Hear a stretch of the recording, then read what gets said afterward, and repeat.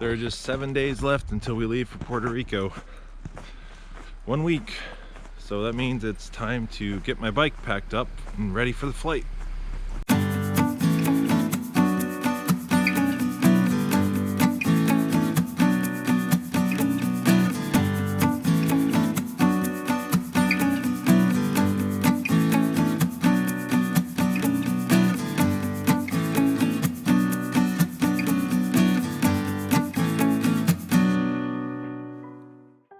So training has been moving right along since my last update. I've been feeling pretty well. A few symptoms here and there, but they've been mild enough that I've still been able to do workouts just about every day. Today's video is a collaboration with Vermont Bicycle Shop. Darren's going to help me pack up my bike into my new Shimano bag. Shimano's a sponsor of our trip, and they gave us a great deal on these Pro bags, which are great for transporting bikes on airplanes. But I've never used one before. So Darren's going to walk me through how to pack up my bike.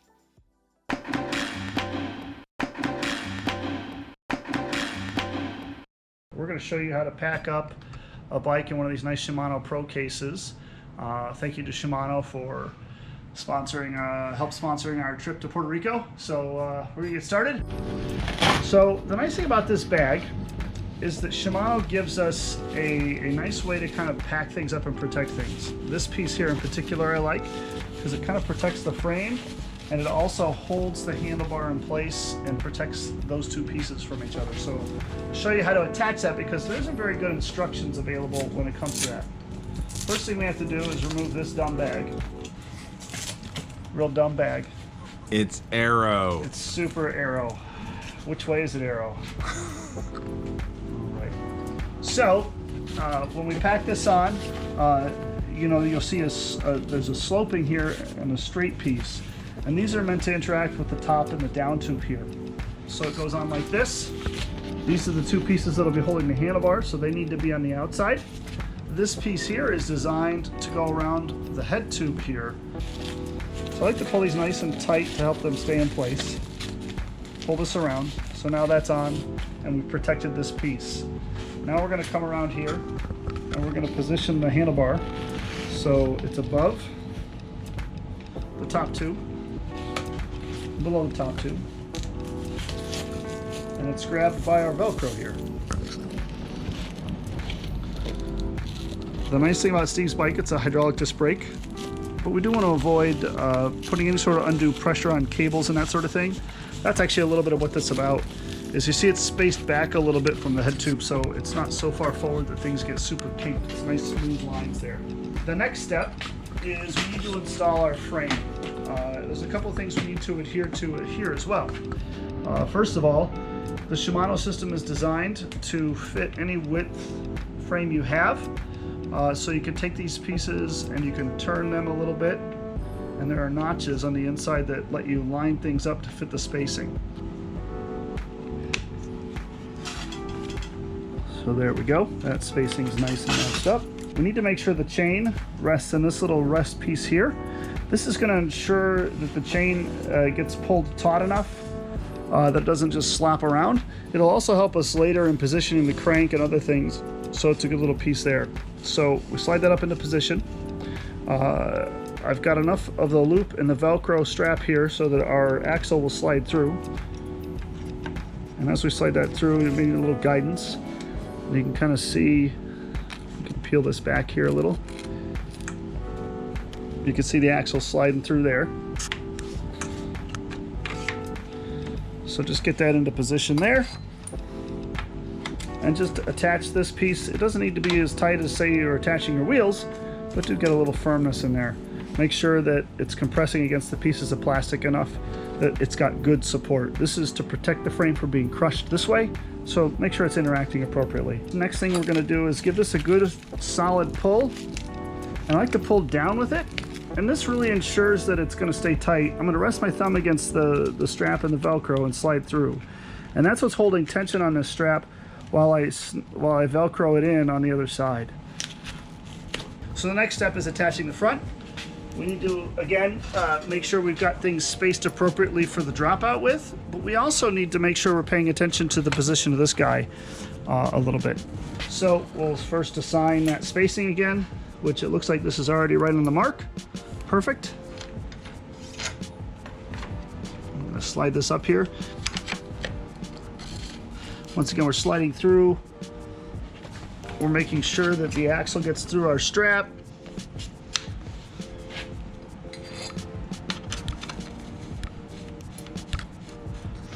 Pull that strap nice and tight again. There we go.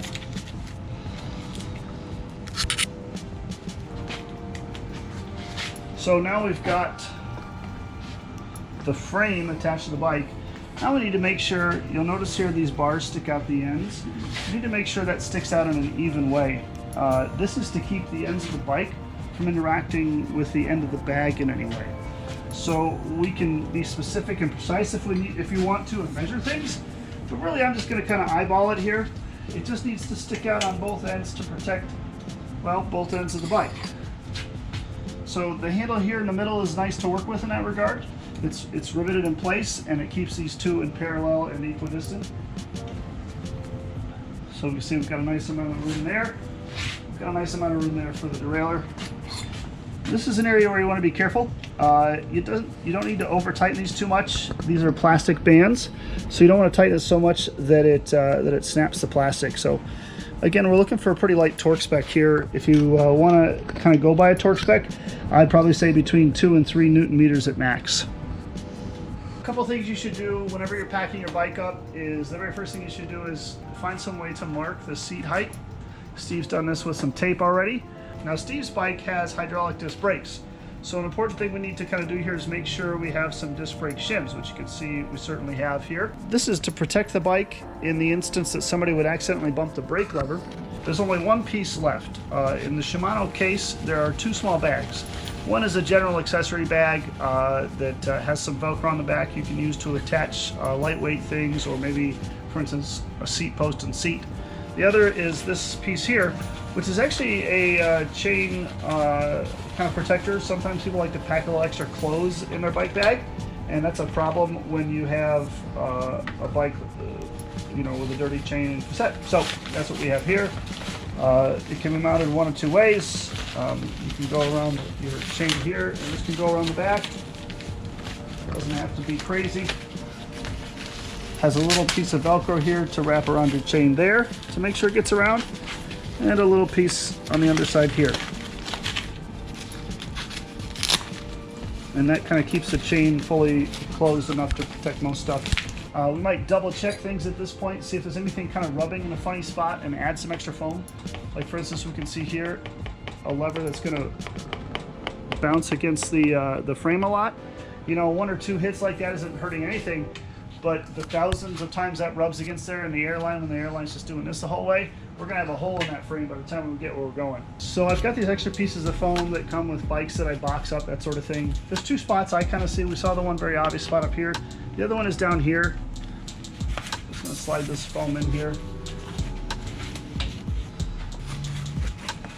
You can get wild. I love to get wild with my packing foam. Easy now. And run it around, and that'll help hold it in place. The other spot, we're going to kind of add a little extra padding. That piece down here. Anytime you're packing a bike up, look for a little rubbing, because that eventually becomes a lot of problems. So, now that we've secured everything up there, we're happy with stuff, we're going to take this piece off, we're going to load it into the bike bag.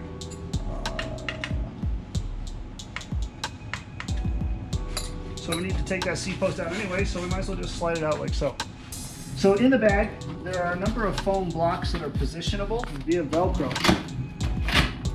including up top here. We'll start with these 2. These have some looping in them, and they can be turned 90 degrees. They're designed to interact with the frame at certain points to grab hold so that it keeps the bike from flopping around too much. So pay attention to where those are. These pieces down here are designed to protect the end points that might interact with the end of the bag. There's even these pieces here. Now these are permanently attached, but they do have Velcro. So if you need to pack a little extra something, like this is a good spot to store the rotors for the wheels, that sort of thing. But yeah, this piece just kind of slides in here.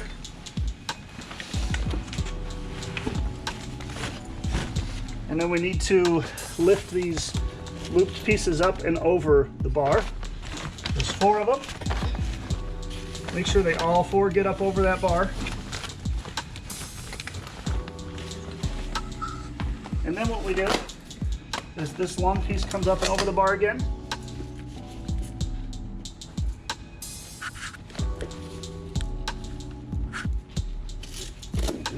And then pull that nice and taut. This is going to keep this frame from moving, so it's really important that they get nice and tight there.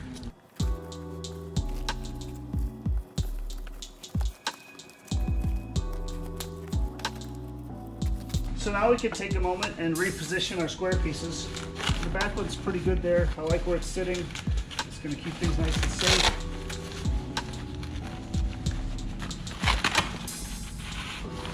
Same thing with the front there. And I'll kind of take the time to position these a little bit ahead of time as well. One of them is thinner than the other. So I like to make sure that piece goes back here because this is the lightest part. So just kind of pay attention to that as well. Then we have our accessory bag here. So there's 2 things I like about this. One, it can double as a laundry bag when you get to your destination. A lot of times when you have team travel, doing laundry can be difficult because clothes can get mixed up. So you put your clothes inside of a bag like this, you pull it tight, you wash the clothes inside the bag with everybody else's stuff, it gets clean, and it keeps your clothes separate. It can be thrown in the dryer the same way too. So that's kind of a nice feature. Another nice thing about this bag is it has Velcro on the back. That Velcro is designed to interact with pieces inside here, or for instance, here. So we can load our seat post in and try to think of a way, or try to get it to orient so that it stays all the way flat like so if you can. And so that it will lay inside there in a way that isn't going to interact with the frame. You'll want to pack like extra pieces in there.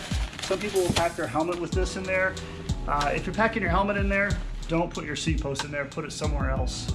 Strap it to the bike securely, something like that. You don't want to have this flopping in and hitting stuff. So if you pack your helmet in there, put the seat post somewhere else. If not, pack this with a couple extra pieces of clothing so it doesn't flop around too much. You notice when I fold this up, it kind of goes inside right here, so it's a nice perfect fit in some dead space. So last thing we'll do before we fold it up, remember those blocks on the inside? We need to strap those on.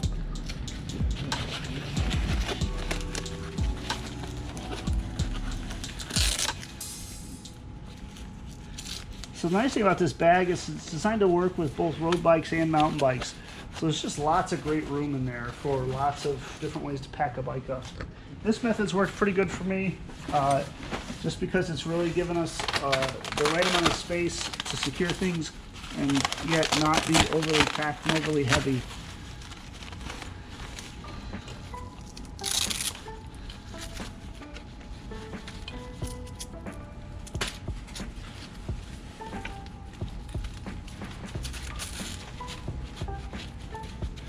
All right, so now we've got those pieces secure. We can fold this guy up, zip it closed. Make sure to double check on these pieces here, your grip's in position, so that they're interacting with the frame appropriately. Those pieces are reinforced as well, so that a lot of times with bags and cases, when stuff rubs, a hole can wear in. So you want to make sure to take advantage of those so that doesn't happen. So now we get the bike packed up. Next thing, the last bit, is to take care of the wheels. When it comes to packing wheels up, it's a really good idea to take the rotors off. It's just a great way to protect them from being bent.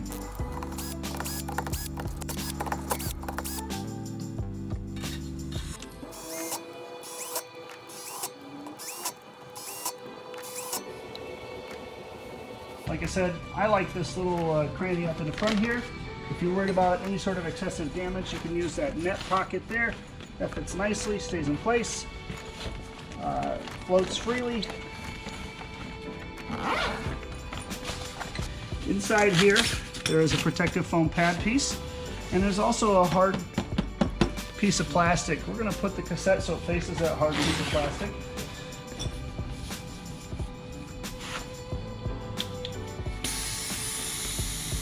I'm letting just a little bit of air out so that I can make sure it fits in there nicely.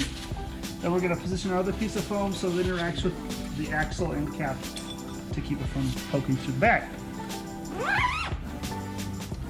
We've got the wheels in. See, it rolls around easily. You've got 3 sets of handles. The last thing that I do whenever I pack a bike up is in the cart slot here. I like to put the person's name. So you can see there we packed up our friend Tom Stewie's bike the same manner. We've got it labeled so it's easy for us to identify it when we go back and we're assembling this at our location. So there it is. Shimano's Pro Mega Case. It's a great soft shell bag. It's really easy to pack up, and I really feel like there's a lot of good security in that bag. It's a great price point compared to a lot of other companies, and I think it'll be a very convenient way to travel.